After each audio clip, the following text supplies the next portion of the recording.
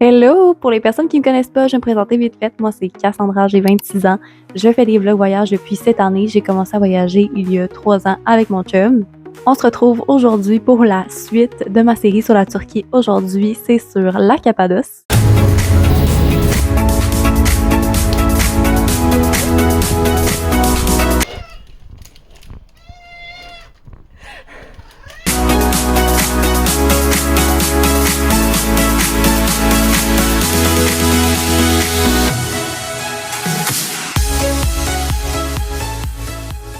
Notre périple pour la Cappadoce a commencé avec un petit imprévu, ça peut dire ça comme ça.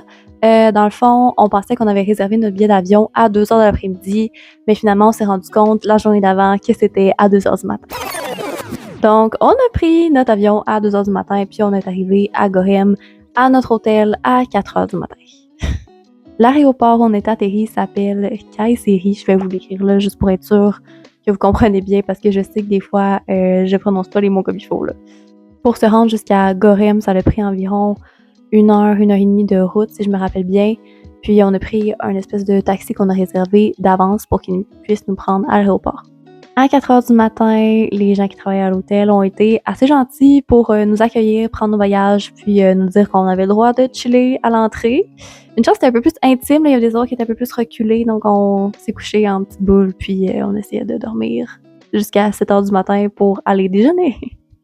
Donc quand on est arrivé, il faisait noir, on voyait pas vraiment ce qui nous entourait, on voyait pas la beauté encore de la Cappadoce. Mais quand on s'est réveillé, c'est un grand mot, quand on s'est levé, puis qu'on a été déjeuner, quand on s'est promené, on commençait à avoir les formations un petit peu particulières, la géographie là, de la Cappadoce.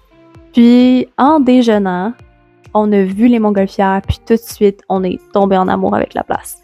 C'est là qu'on a compris que c'était quand même assez impressionnant pour vrai, les montgolfières. Il y en a beaucoup. Là, je vais vous montrer, je pense, des vidéos. C'est pas les plus belles, mais juste comme, tu sais, t'as pas dormi la nuit, puis c'est la première affaire que tu vois, là, ben t'es comme vraiment impressionné.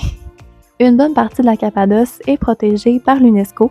La Cappadoce est reconnue pour ses formations géographiques particulières causées par l'activité volcanique. L'érosion et la corrosion causées par la pluie et le vent ont aussi participé à la création de ce paysage, qui a été créé il y a environ 60 millions d'années. Je pense que je vais commencer en vous montrant une map de Gorem, juste que vous compreniez où est située exactement la Cappadoce, où est situé Gorem par rapport à la Cappadoce et la Turquie. À Gorem, on a logé à Ebi Hotel, je vais vous l'écrire juste ici encore une fois. Puis pour 4 nuits, ça nous a coûté 468 $. Je vous conseille vraiment de prendre un hôtel qui a un balcon sur le toit. Je sais que la plupart en ont un en fait, donc ce sera pas tant difficile à trouver, mais ça vaut vraiment la peine pour regarder les montgolfières le matin. Puis on n'a pas à aller loin, t'as juste à monter sur le toit de ton hôtel vers 6 heures du matin et c'est rempli de montgolfières, c'est vraiment magnifique. De notre côté, on a vraiment aimé notre hôtel, il était beau, il était propre. Il y avait la possibilité d'avoir un déjeuner. Nous, on n'a pas payé nécessairement pour ça. On l'a pris une fois, puis on a payé, puis c'était vraiment bon. Il y a aussi une belle grosse piscine intérieure. J'ai pas nécessairement pris de vidéo de ça, j'ai oublié, mais je peux vous mettre des images de leur site. On a trouvé ça vraiment pratique d'être à Gorem même parce que tout est atteignable à pied, en fait. Donc, toutes les belles randonnées comme Love Valley, Red Valley, on a toutes pu se rendre en marchant. Gorem, c'est vraiment comme un village touristique, dans le sens que tout ce qu'il y a dans Gorem, là, c'est des magasins souvenirs, des restaurants, des hôtels, puis des places pour acheter des activités comme un tour de montgolfière, un tour de cheval, de 4 roues, ce genre de choses-là. Il y a une petite épicerie si vous voulez sauver des sous. Moi et Tom, on y a été quelques fois pour s'acheter des collations, des dîners, des fois des soupers, mais souvent pour souper, on en profitait pour on allait au restaurant. Parlant de restaurant, j'ai 2 recommandations pour vous. Une place un peu plus dessert, puis une place vraiment souper qu'on a beaucoup aimé. La place de dessert s'appelle Kalisi Meyhanes, que je vais vous écrire juste ici. Ils font toutes sortes de desserts traditionnels de la Turquie, puis ceux qu'on a goûtés, ils étaient vraiment bons, puis tout avait l'air bon. J'avais envie de tout manger. Si vous allez à Gorem, vous n'avez pas le choix de manger un testi kebabi. C'est le plat traditionnel de la Cappadoce. Le testi kebabi, c'est fait dans un plat de céramique fermé qui font cuire pendant des heures. Donc la viande est vraiment très très tendre. Puis il y a plusieurs types de viande que vous pouvez prendre, mais habituellement, c'est de l'agneau. Donc le restaurant que j'aurais à vous recommander s'appelle Pumpkin. La viande était vraiment bonne, était vraiment tendre. Puis qu'est-ce que j'ai trouvé cool, parce que c'est pas à tous les endroits qui font ça, c'est que le plat tyramik, il brise. Aussi, prendre en note que le plat, quand il arrive, il est en feu. Donc ça aussi, c'est juste quand même assez impressionnant. Lui, il va arriver avec ses mitaines, emmener le feu va s'éteindre, puis il va casser le couvercle. Puis c'est pas à tous les restaurants qui vont briser le dessus, parce que quand tu brises, c'est sûr que des fois, il peut y avoir des éclats dans le plat. Donc, il y en a qui prennent pas de risques pour la sécurité des clients. Puis il y en a qui s'en foutent, puis qui font juste un show avec ça, puis moi je trouve ça vraiment cool. Je prends responsabilité que ça se peut que je mange un éclat de céramique. Je vais faire attention. Maintenant, je passerai aux activités à faire à Cappadocia. Premièrement, je vais vous parler des montgolfières parce que c'est l'activité que j'ai le plus hâte de vous parler. Les montgolfières, on a réservé environ un mois d'avance, puis ça a coûté 600 $ pour nous deux. Il y a vraiment toutes sortes de forfaits qui sont disponibles. Vous pouvez voler pendant 3 heures, pendant 1 heure. Vous pouvez voler pendant 2 jours, comme vraiment vous avez du choix. Puis le nombre de temps que vous restez dans le ciel dépend beaucoup de la température et des vents parce que la montgolfière est complètement dépendante des vents. L'activité commence à 5 heures du matin, donc il y a une vanette qui est censée venir vous chercher à 5 heures. Nous, on a eu une petite peur parce que ça a dépassé vraiment 5 heures de comme 15 à minutes, puis moi, je pensais que je m'étais fait frauder, puis que j'avais pas pris une bonne compagnie ou quoi que ce soit. Là, il existe tellement de compagnies, mais finalement, c'est juste que ça arrive souvent. Il y a des gens qui sont en retard le matin puis qui se pointent pas. La personne qui est en charge d'activité, il faut qu'elle rentre dans l'hôtel, puis il faut qu'elle aille chercher le monde, dans le sens qu'il va parler au réceptionniste de l'hôtel, puis il va dire « Moi, je viens chercher telle personne, appelle-les maintenant, sinon tout bad. » Fait que là, les personnes, souvent, ils se réveillent comme dans la minute, ils se dépêchent, ils sont en retard, puis là, ils rentrent dans la petite vanette. Puis là, tout le monde les regarde, croche comme « C'est à cause de toi qu'on est en retard. » Puis le chauffeur, il arrive vraiment là avec une liste de noms, donc il sait vraiment c'est qui vient chercher. Après ça, c'est la rail de bus jusqu'à l'endroit où est-ce qu'on décolle. Il y a plusieurs endroits possibles où décoller en montgolfière. Je vais pas vous mentir, à chaque fois que je regardais une vidéo sur la Turquie, les gens disaient « Il faut que tu fasses un tour de montgolfière. T'as pas le choix, c'est l'activité. » Puis là, je regardais les prix. Puis là, je me disais « Je suis pas sûre, tu sais, à 600$ pour 2 personnes, ça vaut-tu vraiment l'expérience? » Mais je suis désolée de vous dire ça, comme toutes les autres personnes. Si vous allez en Turquie, vous n'avez pas le choix de faire un tour de montgolfière. Ça a été mon activité préférée de tout le voyage. Les montgolfières, là, c'est vraiment doux, ça peut lever vraiment haut, mais ça lève doucement, ça baisse vraiment doucement.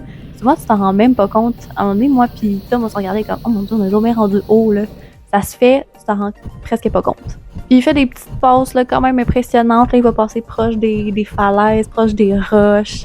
Mais tu te sens vraiment en sécurité là, tout le long. Puis on avait assez de place là, dans le panier. Puis là, petite méconception, quand on parle de panier montgolfière, les gens pensent qu'on est comme 6 là-dedans. Là. C'est des gros paniers. Vous allez le voir dans les vidéos plus tard, là, mais on est beaucoup. On était 24. À chaque fois que je dis ça aux gens, ils font le son comme 24, c'est 24, ouais, 24. Puis on avait en masse de place, c'est comme des gros carrés. Puis là, on se sépare ça comme à 4 personnes dans le fond. Là, on avait de la place en masse. Puis j'ai vu sur les forfaits aussi, il y en a qui sont plus que ça, il y en a qui sont moins de ça. Donc si vous voulez quelque chose de plus intime, je pense qu'il y a la possibilité là, d'être moins. Mais c'est sûr, ça coûte plus cher. Si ça peut vous rassurer, on s'est pas pilé ses pieds. J'ai pu prendre en masse de photos, de vidéos, puis on était bien là. On avait en masse de place. Le petit forfait inclut aussi, il nous donne un sac avec des collations, quelque chose à boire. Puis à la fin, on avait un petit mousseux non alcoolisé. Puis là, encore une fois, si tu fais plus fancy, tu peux avoir des trucs de plus. À la fin, aussi, il nous donne un diplôme. Faut que je vous montre ça. Hein. Ok, genre, regardez comment c'est cute, là. Checkez ça. Comme je sais pas ce que je vais faire avec ça. J'ai le goût de l'encadrer, juste pour le gag, comme... Checkez, j'ai un certificat à montgolfière. J'ai fait un tour, là. Je sais pas comment le conduire, là. J'ai juste chillé dedans. L'atterrissage, ça s'est aussi bien passé. C'est sûr que ça dépend, encore une fois, des vents. Donc, s'ils vendent beaucoup, ça se peut que l'atterrissage soit un petit peu moins doux. Mais nous, ça s'est quand même bien passé, là. Ils essayent d'atterrir dans le trailer du pick-up. Ah oui, aussi, j'ai oublié de vous dire, pour les montgolfières, nous, on a été vraiment chanceux parce que ça s'est pas produit, mais ça se peut que si la température est pas assez belle, ça soit reporté au lendemain. C'est pour ça aussi qu'on a pris notre tour de montgolfière la première journée, parce qu'on s'est dit, si jamais c'est reporté, puis que c'est reporté, ben on est encore là, tu sais. Qu'est-ce que j'ai vraiment aussi aimé de la Cappadoce, c'est qu'en fait, il y a plein d'activités qui sont gratuites. Donc, toutes les randonnées coûtent rien.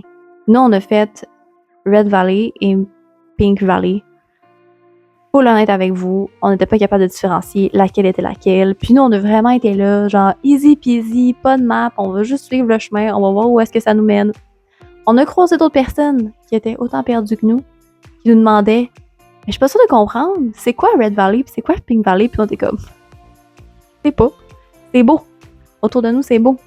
Pas besoin de savoir chiou, non, c'est vrai. » Parce qu'il y a des belles falaises avec des teintes de rouge, orange, fait que là, on s'est dit, ben là, c'est ça, Red Valley, mais en même temps, quelle partie est pink, quelle partie est red? Il y a aussi le musée à air ouverte. Nous, on n'a pas été, on a été proches. Puis, en continuant, on a vu la partie payante, mais là, on avait vu plein d'affaires tellement déjà vraiment nice. Puis là, on s'est dit, on va-tu payer pour ça? Genre, on est satisfait. Puis on était fatigués, on avait passé quelques heures là, à se promener là-dedans. En plus, on voyait les fils là, pour rentrer dans les formations, là, et il était super long, puis on s'est dit non, ça ne nous tente pas. Mais honnêtement, ce qui paraît, c'est un musée qui vaut vraiment la peine, donc si vous voulez payer, allez-y, là, 100%. Dans notre randonnée à Red Valley, on a vu vraiment beaucoup de choses très intéressantes. On a marché aussi très longtemps, puis il y a plusieurs trails là, différentes que tu peux prendre. Tu te sens vraiment comme un explorateur, je sais pas comment dire ça, mais des fois, là, c'est juste des cracks, là, tu passes sur le côté, puis là, des fois, il faut que tu te mettes en petite boule pour rentrer, des fois, il faut que tu marches, il y a des échelles, des fois, il y a des petites marches sculptées dans la roche, comme tu te sens vraiment en exploration, là. Les espèces d'églises, c'était vraiment aussi impressionnant parce qu'il y avait des peintures qui datent là, de comme des années. C'était quand même assez intriguant aussi comme endroit. À un moment donné, on était un peu creeped out, fait qu'on est parti, on n'est pas resté trop longtemps. Il y a comme des personnes peinturées, mais il manquait tout leur visage. Dans toutes les randonnées qu'on a fait, on était vraiment tranquille, on croisait pratiquement personne. Je sais qu'en avril, je me suis fait dire que c'était un peu moins touristique, on s'est fait dire ça par les gens qui travaillent là. On a croisé, moi je trouvais qu'il y avait quand même beaucoup de monde là, à certains endroits. Je me suis dit, j'imagine pas pendant la période touristique à quel point il y a du monde. Moi je trouvais qu'en avril, on était vraiment bien, la température était parfaite. Des fois j'avais un petit manteau, puis en après-midi, souvent je l'enlevais, j'étais rendue en manche courte. Si c'est aussi un petit peu plus votre vibe, il y a la possibilité de faire ces randonnées-là en cheval ou en 4 roues. On a croisé vraiment beaucoup de 4 roues à un moment donné, on n'était plus capable de traverser la rue, il y avait tellement de monde. Et bien sûr, la Cappadoce est un endroit très instagrammable. Donc, si jamais c'est ce que vous voulez faire, il y a des places où louer comme des robes, des vieilles autos pour prendre des photos professionnelles, genre. Pendant qu'on faisait notre tour de Montgolfière, je pense que j'ai une petite vidéo photo là, de pas très bonne qualité parce que j'ai dû genre full zoomer avec mon cell pour qu'on voit comme il faut, là, mais on voit des grues qui tiennent, des balançoires avec des filles qui ont des belle grande robe là, avec une full belle traînée là, puis pour prendre une vidéo photo devant les Montgolfières, ça doit être extrêmement beau, sérieux, les gens qui font ça, je vous respecte, ça doit être beaucoup d'implication, mais c'est sûr que le résultat final doit être malade. À Cappadoce, il y a aussi beaucoup de magasins de tapis. Les tapis turcs sont vraiment beaux, vraiment impressionnants. C'est un art en soi. Si vous entrez dans un magasin, vous pouvez poser des questions sur la fabrication des tapis aussi. Ça va leur faire plaisir de vous expliquer. À Gorem, on a croisé beaucoup de petits chats, mais aussi beaucoup de chiens. Il y a beaucoup de chiens errants à Cappadoce. Il y en a dans beaucoup de débuts de trail, de randonnée. Ils sont là, couchés et chill. Puis les chats, il y en a beaucoup dans les restaurants. Puis encore une fois, là, les Turcs sont vraiment gentils avec les chats. Ils les nourrissent, ils leur laissent des plats de bouffe, d'eau. Donc c'est vraiment pas mal vu là, si un chat vient te voir pendant que tu manges puis que tu lui donnes des bouts de tes restants, de ta bouffe. Parce que je me souviens qu'en Espagne, c'était mal vu de nourrir les chats. Il y en avait encore une fois plusieurs.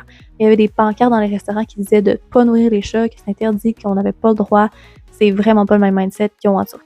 Si vous n'êtes pas à Gorem même, sachez qu'il y a des autobus. Donc si jamais vous êtes dans les villages à côté, c'est vraiment une possibilité de prendre le bus puis de venir à Gorem, faire un tour de Montgolfière, venir faire une randonnée et repartir. Donc, ça serait tout pour ma vidéo sur la Cappadoce. J'espère que vous avez apprécié, que ça vous a donné envie d'aller dans ce coin-là. Si vous voulez suivre ma série, bientôt, je vais aussi sortir ma vidéo sur le sud de la Turquie, donc qui comprend Izmir, Antalya et Bodrum.